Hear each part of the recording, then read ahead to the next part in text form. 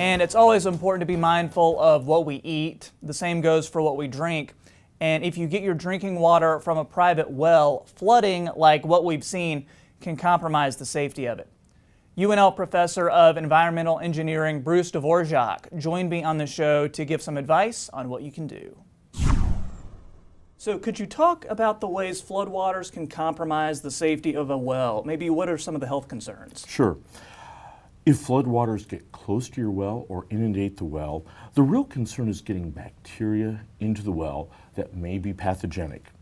And what kind of health concerns are we talking there? Just bad stomach problems, anything like that? This really can be a wide range of things. Sometimes it's kind of hard to know what in the water is causing the problem, but often it may be gastrointestinal from a stomach standpoint, as well as there's other pathogens that potentially could cause other harm, but stomach is the most common. Okay, and how close to the floodwaters does your well have to be before it can become a concern?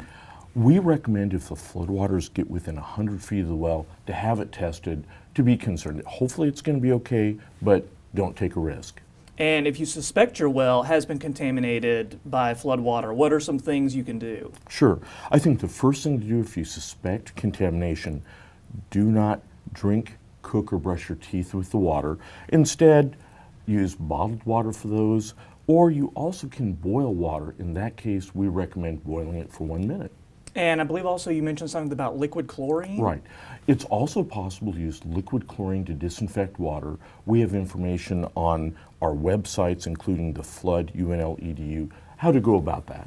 Okay, and also there's testing that can be done to see if your water is contaminated. Could Right. you talk about what that process Sure. is like? What we recommend is that you identify a certified water testing lab, and on our website we have a list. With that lab, obtain sample containers and instructions and follow those instructions. We recommend testing for bacteria, and while you're at it, go ahead and test for nitrate, although the nitrates probably are not mainly coming from the floodwaters. It's a good time just to see, do you have contamination from fertilizers or animal waste that might be entering your well through another avenue. If your well has been contaminated by bacteria, we're recommending using a strong chlorine solution to shock chlorinate the well. And again, we have information on our website how to go about that process.